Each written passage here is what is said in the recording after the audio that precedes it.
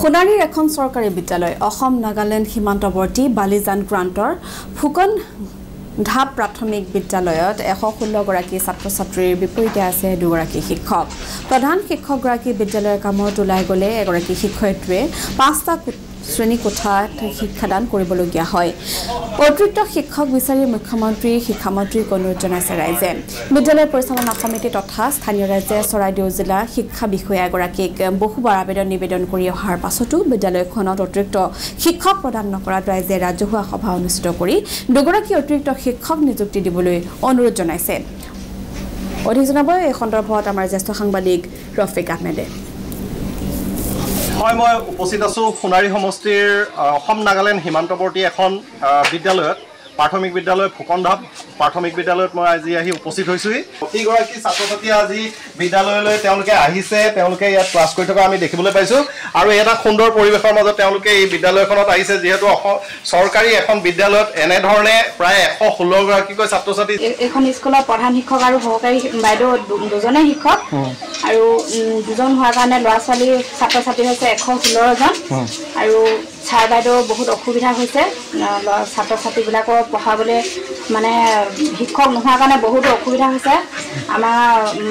আমি অভিভাৱকৰ ফালৰ পৰা বিনম্ৰ অনুৰোধ জনাইছোঁ চৰকাৰৰ ফালৰ পৰা অনলাইন কামটো দি দিয়াৰ কাৰণে যিহেতু এজন দেখোন অনলাইনতে লাগি থাকিবলগীয়া হয় সেইটো কাৰণে এগৰাকী বাইদেউ চাবৰ কাৰণে দিগদাৰ হয় যিহেতু 116 গৰাকী আমাৰ ছাত্ৰ-ছাত্ৰী আছে এইটো বৰ পৰিতাপৰ বিষয় আমি জিলা শিক্ষা বিষয়াৰ লগত যোগাযোগ কৰিছোঁ আবেদন নিবেদন কৰিছোঁ যেটো বিষয়ে শিক্ষা বিভাগে নিজে অৱগত এখন বিদ্যালয়ত কিমান শিক্ষক থাকিব লাগে কিমান থাকিব নালাগে আছে তেওঁলোকে নিজে অৱগত তাৰ পিছতো আমি মানে পৰিচালনা সমিতিৰ ফালৰ পৰা আবেদন নিবেদন কৰাৰ পিছতো আজিলৈকে তেওঁলোকে প্ৰায় বিগত 6 মাহে হ'ব হ'ল আজিলৈকে তেওঁলোকে ইয়াতে শিক্ষক নিযুক্তি কৰিব পৰা নাই আৰু আপোনালোক দুগৰাকী আছে আপুনি যদি কামলৈ যায় বা অনলাইনত কিবা কাম কৰিবলগীয়া হয় এগৰাকী শিক্ষকে চাবলগীয়া হয় যথেষ্ট অসুবিধা হৈছে এয়া কথা হ'ল কি এই বিষয়ত আমাৰ পৰিচালনা সমিতি অভিভাৱকে সচেতন অভিভাৱকে গৈ কাৰ্যালয়তো যোগাযোগ কৰিছে কিন্তু সুফল পোৱা নাই আৰু যিহেতু এই বিষয়ত আমাৰ বিদ্যালয়ত কিমান শিক্ষক কিমান ছাত্ৰ-ছাত্ৰী এইটো মই নতুনকৈ কোৱাৰ কোনো প্ৰয়োজনেই নাই কাৰণ সেয়া সম্পূৰ্ণ তথ্য আছে গতিকে মোৰ এনেকুৱা এটা হৈছে উজা ছাত্ৰৰ দ্বাৰা সদায় কাম কৰাটো অসুবিধা আহে গতিকে এতিয়া কি কৰিম নকৰিলেও নহয় কৰিছোঁ কিন্তু উজা ছাত্ৰও দুখ পাইগৈ আমাৰ কামটো কৰিব লাগে এনেকুৱা ধৰণে তেওঁলোকেও প্ৰশ্ন কৰে আমি সিহঁতক যদি শিকাবলৈ যাওঁ আমাৰো ক্ষতি হয় তেওঁলোকে ক'বলৈ ধৰে তেতিয়া মোৰ বৰ দুখ লাগে গতিকে এই দুখখিনি যদি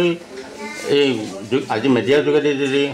বুজি উঠে আমাৰ বিশেষকৈ শিক্ষামন্ত্ৰী ডাঙৰীয়াই যদি বুজি উঠি পেলাই আমাৰ বিদ্যালয়ৰ অতি শীঘ্ৰে যদি মই এইটোৱেই ক'ব বিচাৰোঁ আগৰ পৰা কৈ আহিছোঁ যে আমাৰ এই 1:30 পৰিৱৰ্তে শ্ৰেণী অনুপাতে যদি শিক্ষক দিয়াৰ ব্যৱস্থা কৰে অসমৰ লগতে ভাৰতবৰ্ষতে ছাত্ৰ-ছাত্ৰীয়ে গুণগত শিক্ষাৰে শিক্ষিত হ'ব বুলি মই আশা ৰাখিছোঁ হয় আচলতে দেখা গৈছে যে যি হাতে কাটি শিক্ষাখণ্ডৰ অন্তৰ্গত ৰফিক আহমেদ ধন্যবাদ জ্ঞাপন কৰিছোঁ